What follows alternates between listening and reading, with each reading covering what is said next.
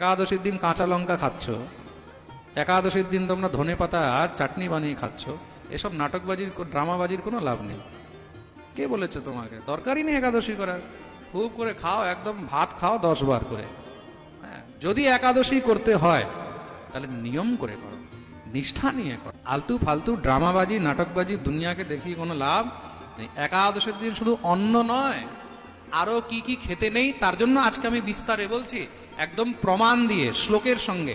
কোথায় লেখা আছে? ভবিষ্য পুরাণে লেখা রয়েছে।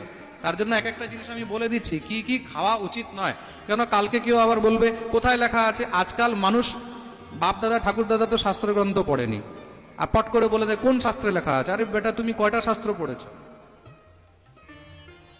তার জন্য আমি আজকে ভালো করে ডিটেলে প্রমাণ দিয়ে বলে দিচ্ছি কি কি খেতে নেই। শাকম মধু পরান্নম চ পুনর্ভোজন মৈথুনে। একাদশীর দিন মনে রাখবে, স্ত্রী সঙ্গ করতে নেই, মৈথুন করতে নেই।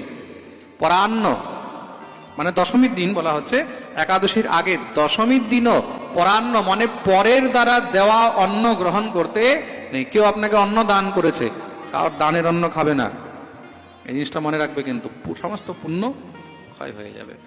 আপনি কারোর দানের অন্ন খাচ্ছেন, তো সে দান কিসের জন্য করছে ভাই?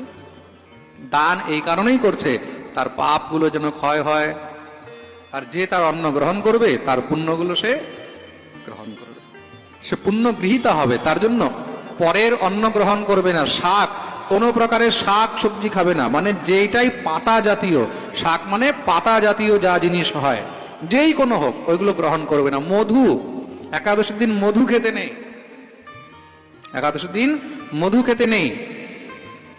আর একাদশীর দিন কখনো মিথ্যা কথা বলবে না। দ্যুতম ক্রীড়াম চ নিদ্রাম চ তাম্বুলম দন্ত ধাবনম পরাপবাদম পৈশূন্যম পতিতৈ সহ ভাষণম।